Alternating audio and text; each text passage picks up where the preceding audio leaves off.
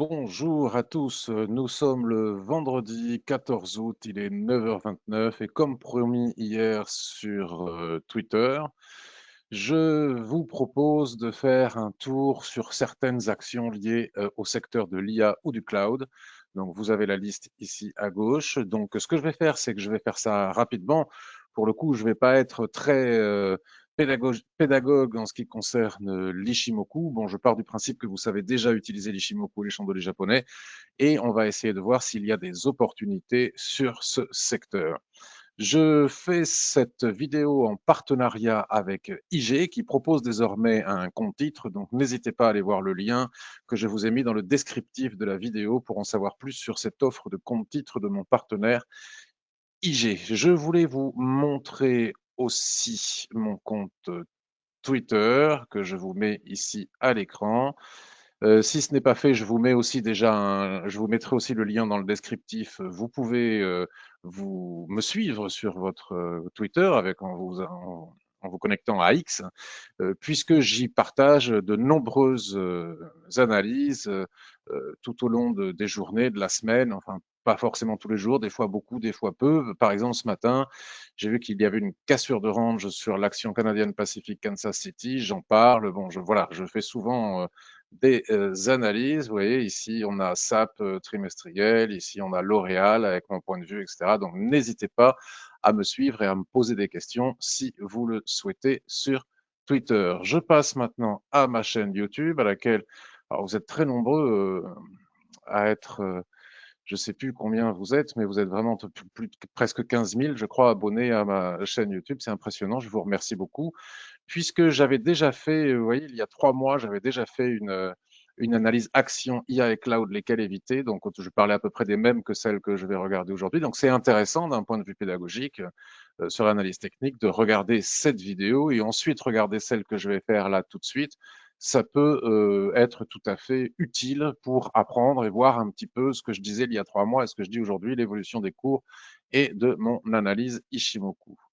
Donc, mes analyses ne sont pas des conseils en investissement et ce ne sont pas des cours Ishimoku. Vous avez aussi un lien sur le descriptif de la vidéo pour aller visiter mon site web avec des centaines d'articles, si ce n'est plus, puisque j'écris depuis 2012 sur ce blog. Donc, ça fait vraiment très longtemps maintenant. Il y a vraiment de quoi trouver beaucoup, beaucoup, beaucoup d'informations, des tutos gratuits, enfin toute une série de choses qui pourraient vous être utiles pour apprendre l'analyse technique avec Ishimoku. Donc, on va commencer, alors non pas avec Coca-Cola qui est sous nos yeux ici, je regardais ça tout à l'heure, mais pour voir si je voyais des opportunités quelque part. Donc ici, on va commencer avec Applied Digital. Donc dans la vidéo précédente, j'avais fait, pour chaque action, j'avais fait une sorte de revue aussi d'analyse fondamentale que je ne vais pas faire maintenant.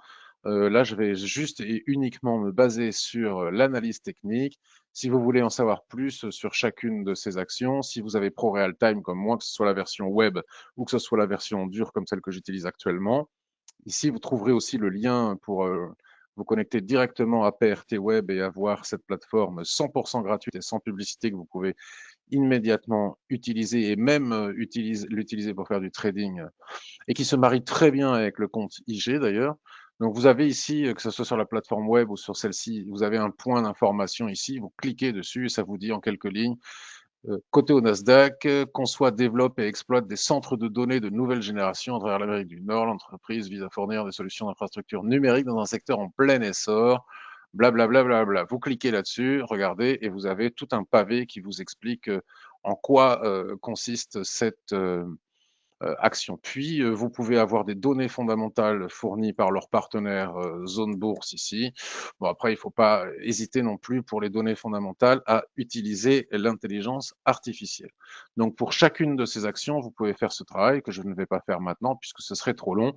Je ne vais juste que me cantonner à l'analyse technique. Donc là, nous sommes sur un graphique trimestriel puisque l'idée, c'est d'investir à long terme sur ces actions. On pourrait aussi faire du trading, mais ce n'est pas l'idée de cette vidéo. Peut-être que sur certaines d'entre elles, je vais baisser sur les unités de temps inférieures et que je verrai peut-être des opportunités de trading et je vous en parlerai. Donc ici, on a peu d'historique, donc on n'a que la Tenkan-sen qui s'affiche, mais enfin, bon, c'est tout à fait intéressant de voir que les prix se replient sur cette Tenkan-sen, qui doit être l'équivalente d'ailleurs sur ce niveau. La Kijun-sen ne doit pas être bien loin. On est monté jusqu'ici, on se replie de 50% sur cette Tenkan. Pour en savoir un peu plus, vous voyez, on bascule sur le graphique mensuel. Et ici, c'est tout à fait intéressant de voir cette configuration. On a une belle montée comme ça verticale, un repli sur la Kijun-sen sur laquelle les prix prennent appui. Puis on rentre dans une période de range. Donc là, je ne commenterai pas à chaque fois pour chaque action comme ça, mais c'est pour que vous compreniez globalement que finalement, l'analyse technique, c'est pas très difficile. On s'appuie sur cette Kijun-sen. Vous voyez encore une fois la précision des seuils de l'Ishimoku, hein. Pas besoin de s'embêter à tracer des lignes chartistes, des moyennes mobiles, des je ne sais quoi, je ne sais quoi. Tout est dans l'Ishimoku. Et si on sait lire les chandeliers japonais, tous ces ressauts, c'est-à-dire toutes ces mèches basses qu'il y a sur la Kijun-sen, ici sous la Kijun-sen, sont des opportunités d'achat et les soulèvements des opportunités de vente pour qui veut faire du trading range. Bien évidemment, à un moment donné, ça casse dans un sens ou dans l'autre. Donc ici, ça casse par le haut, ça revient chercher la Kijun-sen ici. On est en train de dessiner ce chandelier qui s'appuie fortement sur la Kijun-sen. Si on devait clôturer comme ça d'ici à la fin du mois en mensuel, et si on ne tient pas compte des données fondamentales, bien évidemment, il faut que vous fassiez ce travail aussi de jumelage, d'association de l'analyse fondamentale avec l'analyse technique. On a ici potentiellement, et cela n'engage que moi et n'est pas un conseil en investissement, c'est ce que je vois, et je peux me tromper, un signal d'achat sur ce graphique mensuel.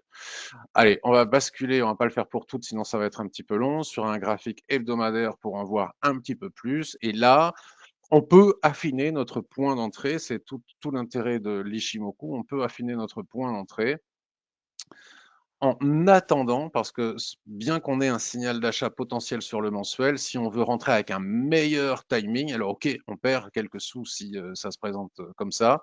L'idée, ça serait quand même, là, vous voyez, on peut étirer la base du range, hein, on aurait pu acheter sur ce niveau. C'est peut-être plus prudent d'attendre de casser ici la Tenkan-sen et la Kijun-sen, voire la borne haute de cet ancien range ici au niveau de 38,55 pour rentrer. C'est une question de choix, plus ou moins agressif avec un meilleur ratio si on fait du trading. Sur du très long terme, ça mange pas de pain d'entrer maintenant. Pour du plus court terme, il est toujours préférable d'affiner et de rentrer avec un meilleur timing. Infinéon. Alors, Infinéon, là, on est sur un graphique hebdomadaire, mais écoutez, puisqu'on est sur un graphique hebdomadaire, restons-y, ça tombe très très bien. Regardez cette poussée verticale, il faut bien qu'à un moment donné, ça retrace. On a la Kijun-sen ici en support, on a la SSB ici en support. C'est intéressant d'en tenir compte et de la marquer, puisqu'elle peut aussi faire support sous la Kijun-sen. Les prix, nous sommes aujourd'hui vendredi, donc vous voyez, les prix sont en train de travailler ce niveau avec des mèches hautes, des augmentations, des mèches basses, des augmentations de volume. Il y a un vrai combat entre les acheteurs et les vendeurs. Il faut impérativement, pour une question de timing, clôturer au-dessus de la Kijun-sen pour envisager un achat. Alors après, pour savoir si un achat est possible, on bascule sur le graphique mensuel. C'est tout à fait intéressant de voir qu'on a tout un cluster, comme on dit dans le jargon, de support. On a la Kijun-sen ici hebdomadaire, on a la SSB, on a vu, puis on a la Kijun-sen ici mensuelle. Donc tant que les prix restent au-dessus de ces niveaux, la configuration est plutôt positive pour acheter, mais si on veut vraiment le faire avec un bon timing, autant attendre de casser la Kijun-sen, de bien remonter, de bien clôturer au-dessus de la Kijun-sen hebdomadaire, comme on vient de le voir précédemment. En graphique trimestriel, on s'aperçoit que finalement, les prix ne sont pas très loin de la Kijun-sen trimestrielle, qui pourrait être un support supplémentaire. Vous voyez, c'est vraiment, il y a quand même du monde au niveau des supports. On place la ligne ici et tant qu'on est dans cette zone et qu'on ne passe pas sous la Kijun-sen trimestrielle, c'est plutôt positif. Et le fait de s'approcher de la Kijun-sen trimestrielle ici, c'est plutôt positif aussi. On n'est pas encore trop loin, même si ça commence à faire. C'est peut-être, si on veut investir dans cette action, le moment de le faire sur ces niveaux, si on casse la Kijun-sen hebdomadaire, comme je viens de le dire précédemment. Encore une fois, cela n'engage que moi. Investir dans ce secteur comporte des dangers, c'est plutôt spéculatif, c'est peut-être un peu une bulle, on en a déjà parlé, on ne va pas en reparler. Il faut quand même être prudent et peut-être ne pas tout acheter. Alors, il y a aussi des ETF du secteur. On va prendre maintenant cette action, CoreWeave. Donc là, nous sommes sur un graphique trimestriel, on n'a pratiquement pas d'informations. On bascule sur un graphique mensuel. On est plutôt dans une sorte de range avec une résistance qui est ici. C'est moins agréable et moins sympathique à regarder que celle que l'on vient de faire juste avant. Donc là, on a bien notre twist du nuage, le nuage qui est à plat, on peut tracer un range comme ceci. Regardez encore une fois la mèche basse ici, hein, ça marche bien le trading range. C'est pour ça qu'il faut relier non pas les mèches, mais bien les chandeliers. C'est ça qui est important, sinon on ne sait. Alors il y a des gens qui ne savent pas lire, hein, même des experts, hein, qui vous disent qu'il faut relier les mèches, mais parce qu'ils ne connaissent pas, ils n'ont jamais fait le travail de bien comprendre l'intérêt de savoir lire les mèches et ce qu'elles veulent dire. C'est l'issue d'un combat entre les vendeurs et les acheteurs. Je l'ai déjà expliqué plein de fois, mais je le réexplique rapidement. Ici, on a des oranges. Donc, tous les acheteurs qui sont partis du bas, ils essayent de casser la résistance, ils tiennent la position, ils montent jusqu'ici, mais les vendeurs qui voient bien ce seuil, puisque c'est une question de psychologie de masse, se disent, tiens, ceux-là, ils ont pris toute la montée depuis le bas, maintenant c'est notre tour de prendre de l'argent, donc ils se bagarrent, et la mèche, en fait, c'est le reflet, c'est le miroir de cette bagarre. La bagarre a eu lieu ici, les acheteurs ont tenté de casser la résistance, ils ont été repoussés par les vendeurs, on clôture dessous, à ce moment-là, les vendeurs comprennent qu'ils ont perdu cette bataille, ils sortent de position, ils encaissent leurs bénéfices, et on se retrouve en bas et rebelote ici en bas avec la même configuration, la même explication. Enfin, tout ça, je l'explique en long, en large et en détail, avec moult détails et beaucoup d'exemples dans mes formations Ishimoku et chandelier japonais. Et c'est la raison pour laquelle il faut tracer les niveaux de clôture et non pas les niveaux de mèche, quoi qu'on vous dise, et ce, que ce soit sur des droites, sur des supports et des résistances horizontaux ou obliques. Bon, mais là, on est dans un range, donc tant qu'on n'a pas atteint le haut du range, tant qu'on ne casse pas dans un sens ou dans l'autre, il n'y a rien à faire à part trader le range ou s'abstenir en attendant de casser par le haut si on veut investir à l'achat. Digital Realty.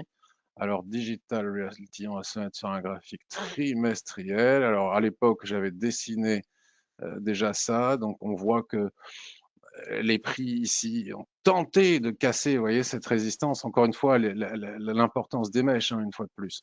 Regardez, ils tentent de casser la résistance. On dessine un doji qui, normalement, est un magnifique chandelier de retournement et qui, normalement, statistiquement, aurait dû repousser les prix vers le bas. Pour le moment, ce n'est pas du tout ce qui est en train de se passer, mais moi, je ne me risquerai pas à acheter cette action pour le moment, puisqu'on n'est pas à l'abri d'une nouvelle mèche, d'un nouveau doji comme ça, qui là, peut-être, renverrait finalement les prix par le bas. Donc, tant qu'on ne connaît pas comment on va clôturer ce chandelier, c'est un petit peu risqué d'acheter. Maintenant, si d'ici à la clôture trimestrielle, il casse véritablement cette ligne, alors c'est un signal d'achat relativement fort, à condition évidemment que ce secteur ne s'écroule pas. Donc, on verra ça le moment venu. Siemens. Donc bon, trop fort, hein, encore une fois, si vous êtes dedans, si vous avez acheté ici la cassure de range, alors ici la première fois ça n'a pas marché, la deuxième fois ça a marché, c'est comme ça, hein. Vous voyez, les gens qui ont par exemple acheté cette cassure, puis se replient ici, ont probablement pris un stop, mais ceux qui ont recommencé, mais ces mêmes personnes qui ont recommencé suite à l'analyse technique, qui l'ont refait ici, bon, ben ça s'est bien passé. Donc on perd, vous voyez, on perd une position, puis finalement on finit par. C'est ça aussi, hein, l'analyse technique et le trading, où apprendre à rentrer en position. Il faut accepter de prendre quelques pertes et revenir quand la configuration est positive, comme je l'avais indiqué déjà à l'époque ici avec ce rond jaune. Là maintenant, on est totalement suracheté. Les prix sont bien trop éloignés de la Tenkan-sen qui elle-même commence à être trop éloignée de la Kijun-sen. Vous savez que c'est un indicateur de survente ou de surachat. Il n'y a pas besoin d'avoir des oscillateurs stochastiques, RSI ou autres. Tout est dans l'Ishimoku.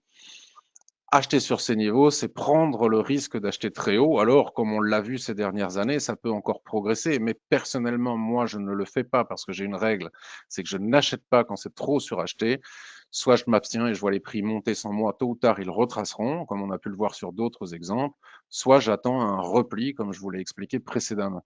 Donc là, que ce soit en mensuel, en hebdo ou en quoi que ce soit, c'est trop fort pour être acheté maintenant, selon moi. ST microélectronique, eh bien écoutez, c'est pas compliqué, je l'ai fait hier, j'ai fait une vidéo hier, donc je vais vous remontrer ça sur ma chaîne YouTube, puisque selon moi, il y a une peut-être opportunité sur ST Microelectronics et c'est ce que je vous ai montré, comment, de quelle façon pouvoir éventuellement entrer dessus. Vous voyez, ça a été fait hier, il y a 23 heures exactement, donc n'hésitez pas à aller voir cette vidéo pour en savoir plus sur mon analyse très longue, très précise et détaillée de ST Microelectronics. Snowflakes, donc là, on est sur un graphique, là, pour moi, ça présente peu d'intérêt là, ici, tout de suite, maintenant, puisque si on n'est pas aveugle, on voit bien que qu'on a une résistance ici, vous voyez, qui résiste depuis toujours, depuis que cette action existe, depuis qu'elle cote. Donc on s'en approche très fortement. Donc acheter si proche de la résistance, pardon, sans savoir si elle va casser, n'est pas un bon plan. En tout cas, ça ne se fait pas en analyse technique. Ce serait un pari et le trading ou l'analyse technique ou l'investissement en bourse n'est pas un pari. Donc, il faut attendre de voir comment les prix vont réagir sur ce seuil, s'ils vont être repoussés de nouveau vers le bas du range ou si au contraire, ils vont casser cette limite. Et à ce moment-là, on verra bien. Nebius.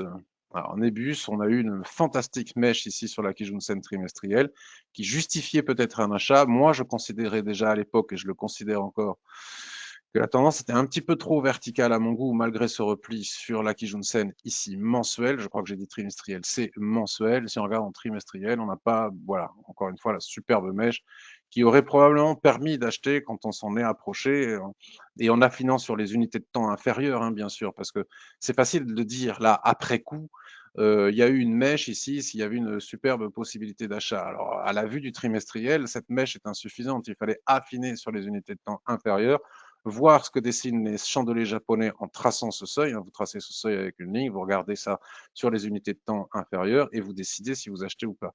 Maintenant, c'est probablement un peu trop tard, si proche des plus hauts historiques. Palantir. Alors, Palantir, c'est tout à fait intéressant et c'est une source de regret pour moi. J'ai pas osé parce que je fais partie de ces nombreuses personnes. Vous savez qu'il y a quelque part, il y a deux points de vue au niveau des techs. Il y a ceux qui, comme moi, considèrent que c'est peut-être un peu too much. On va pas refaire le débat puisque ça a été fait dans tous les journaux, sur les réseaux sociaux, etc. Il y a même des analystes qui se disputent à ce sujet. Puis il y a ceux qui disent si, il faut acheter de la tech, il faut acheter de la tech. Ça va jamais s'arrêter, ça ne peut que monter, ça va continuer de monter, etc., etc. Moi, j'étais un peu frileux dernièrement.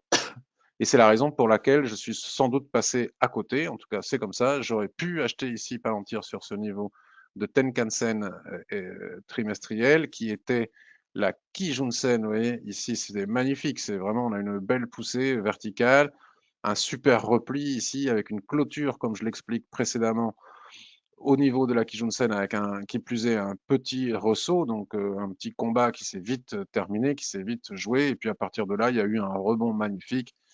Et là, si on n'y est pas entré, pour moi, c'est trop tard parce qu'on a vraiment un ratio négatif. On ne sait pas du tout ce qui va se passer si les prix arrivent à atteindre le plus haut ici. Et si on a un stop de protection, on a un stop ici. Donc acheter si proche, là, pour vous dire, parce que ça, c'est ce qui fait la différence entre un investisseur gagnant et un investisseur perdant pour ceux qui débutent. Là, il y a 14% à prendre. Par contre, si une fois qu'on arrive sur ce niveau, euh, les prix venaient à retracer ici, le pourcentage de perte pourrait être 50%. Vous voyez, donc, la perte éventuelle par rapport à l'endroit où on met le stop, par rapport au gain éventuel à l'endroit où on met la limite, est tout à fait négatif. Si on fait ça et qu'on perd, si on perd une position comme ça, il nous en faut après pratiquement le double de gagnantes pour refaire la perte, et c'est là où commencent les ennuis. Donc, l'opportunité, elle était ici, et elle est probablement plus ici. Cela est mon point de vue. Donc après, quand on rate une opportunité, ben, on ne peut que l'assumer. La bourse, c'est une machine à créer des regrets, donc il faut apprendre à ne pas en avoir, à assumer ce que l'on a fait à un moment donné, même si l'analyse technique nous disait que s'il y a une belle opportunité, on ne l'a pas fait comme moi, pour les raisons que je viens d'évoquer. Bon, ben, je ne vais pas nourrir des regrets, il y a d'autres opportunités ailleurs, et puis il y en aura d'autres plus tard, c'est pas très grave. Bon, Cloudflare, bon, ben, écoutez, ça se passe de commentaires, hein, totalement suracheté. Encore une fois, regardez, il y a longtemps maintenant, hein, ça c'était en avril 2026. Bon, c'est pas si loin hein, finalement. Superbe opportunité ici, soit on l'a pris, soit on ne l'a pas pris, et là maintenant c'est totalement suracheté, c'est probablement trop tard pour rentrer maintenant. Par contre, si on est dedans, il n'y a pas à sortir. CrowdStrike, exactement la même chose, regardez, même configuration, ServiceNow. Alors là, par contre, celle-ci, ça marche moins bien. Par contre, ce qu'il y a d'intéressant ici à observer, c'est le twist du nuage. Donc, qui dit twist du nuage dit probabilité comme ça de rectangle. Alors, comme on n'a pas de deux points hauts en haut, c'est pas très grave. On n'a pas de deux points bas en bas. Vous savez qu'un range, normalement, il faut deux points bas, mais nous, avec l'Ishimoku, on peut anticiper.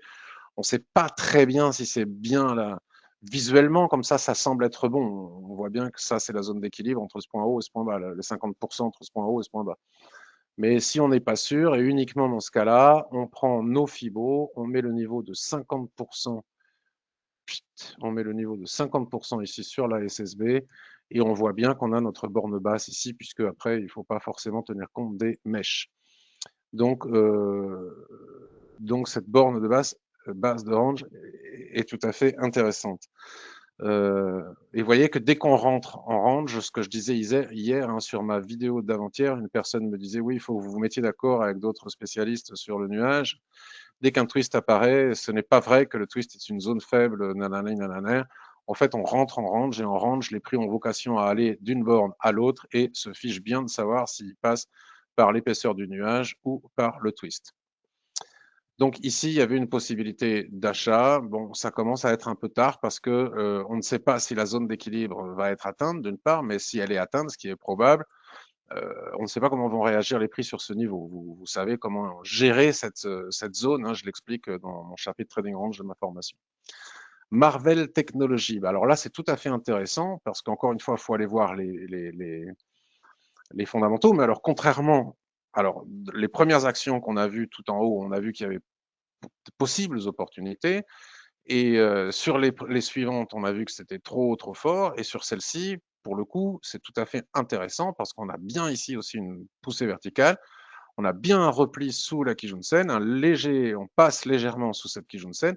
Et là, vraiment, on est sur une zone d'achat qui est excellente parce qu'à ce moment-là, notre niveau d'invalidation serait ici, même si on va chercher les plus hauts ici. Là, on a bien un ratio minimal de 2-1. Puis après, on peut aussi laisser courir la tendance on peut aller chercher ces niveaux, mais on peut aussi laisser courir la tendance. Après, c'est à l'appréciation de chacun, selon la manière que l'on a d'investir. Il y a différentes manières de faire, soit suivre une tendance, soit aller chercher des objectifs, en tendance ou pas. Donc là, pour le coup, on peut affiner sur un graphique trimestriel, s'apercevoir qu'il y a une touchette ici de la Kijun-sen. Donc elle commence à être un petit peu loin, cette Kijun-sen en trimestriel. Revenons maintenant sur le graphique mensuel. Bon, finalement, non. Selon moi, ça reste une configuration technique. Je ne sais pas s'il faut acheter ou pas, ça je ne donne pas de conseils, il faut voir les fondamentaux, mais ça reste une configuration technique positive. Affinons un petit peu sur le graphique hebdomadaire. Alors là, le graphique hebdomadaire nous le confirme. Je ne pense pas qu'on va passer dessous d'ici à ce soir à la clôture. Vous voyez, les prix ont tenté enfin même ont cassé la Kijun-sen hebdomadaire, parce que ce qui est plus fort, c'est l'information qu'on obtient sur les unités de temps supérieures. Hein, ça aussi, je vous l'explique, hein, comment gérer les différentes unités de temps. Là, pourquoi ça casse ici, finalement, ça revient, parce que juste en dessous, à quelques points seulement, on a une Kijun-sen plus importante sur les unités de temps supérieures. Le marché le voit, il va la chercher. C'est simple comme... je ne sais pas comme quoi, mais en tout cas, c'est très simple. Donc là, on a ce magnifique chandelier haussier qui est très, très fort. Donc c'est peut-être techniquement parlant une opportunité d'entrer sur cette action si fondamentalement les fondamentaux sont plutôt positifs et bons. Micron. Bon, mais ça y ressemble. Là, en hebdomadaire, ça s'est passé la semaine dernière, donc on a presque une semaine de retard. En mensuel, moi, je trouve qu'on commence à être un peu loin de la Kijun-sen. Et alors carrément très loin de la Kijun-sen trimestrielle. Vous voyez, ça ressemble à Marvel, mais avec de l'avance. Donc c'est trop tard. Oracle. Bon, ben Oracle, là, les prix sont passés sous la Kijun-sen trimestrielle. C'est bien embêtant. Alors, on a bien ici un niveau de support. Hein, pour ceux qui n'ont pas l'Ishimoku, ils voient ici un niveau de support. Ils voient ici un marteau se dessiner. C'est trop tôt. On bascule sur un graphique mensuel. Là, ce que l'on peut observer, puisque vous savez qu'il ne faut jamais oublier d'observer le nuage, c'est le twist qui s'approche. Donc, probabilité de faire un rectangle comme ceci. Sûrement, c'est pas gagné, mais comme les mèches sont hautes ici, c'est pas évident. Donc, acheter ce niveau avec un stop, par exemple, ici au niveau des 108, pourrait être quelque chose de possible, mais pour aller, par exemple, chercher la Kijun-sen trimestrielle, à plus court terme. Mais c'est quand même plus tiré par les cheveux que les actions que l'on vient de voir précédemment. Alors là, si on bascule sur un graphique hebdomadaire, on peut ajuster notre rectangle. Sur ces niveaux, c'est presque un peu trop tard en plus. Bon, moi, ça ne me plaît pas personnellement, donc je passe mon chemin. Quand c'est compliqué, quand je doute, quand je ne peux pas dire la probabilité de réussite est élevée si j'entre en position, je m'abstiens. Equinox, alors là, c'est tout à fait intéressant, puisque là, on va vite voir le twist quelque part, parce que twist ou pas twist, ici, on a un range très près de la Kijun-sen. Ah oui, hebdomadaire, on n'est que en hebdomadaire. Donc c'est tout à fait intéressant. Si on casse ce niveau, par exemple, ça délivre un signal. Mais on n'est qu'en hebdomadaire, voyons voir, en mensuel. Alors on est en train de dessiner une superbe configuration ici de retournement haussière, hein, de continuation haussière. Si ça casse par le haut, ben, on continue la tendance, mais on commence à être vraiment loin de la Tenkan et de la Kijun, donc dans une situation, une configuration de surachat qui, comme vous le savez, ne me plaît pas. Si on casse par le bas, on ira probablement chercher la Kijun-sen mensuelle ici, qui serait l'endroit pour pouvoir éventuellement acheter. Et si on regarde sur le trimestriel, selon moi, on est déjà trop fort. On est en haut du canal haussier, puisque on n'a pas besoin de canaux avec les Shimoku, mais cela dit, on peut quand même le faire, voyez, puisque le canal, c'est voilà, on est sur le canal haussier, c'est un peu, disons que ça ne se fait pas d'acheter sous résistance. Si ça casse, les gens pourront dire ah, vous voyez, ça se fait, mais non, non, ça ne se fait pas. Voilà, une fois ça va le faire, une fois ça va pas le faire. Si on n'a pas une méthode claire, toujours précise, et on n'agit pas toujours de la même manière, ça ne peut pas fonctionner à terme. Adobe, donc Adobe, on est vraiment loin de la Kijun-sen trimestrielle. Le nuage se met à plat. Ça ne m'inspire pas des masses. En graphique mensuel, le range a été cassé par le bas. D'ailleurs, le nuage s'oriente par le bas.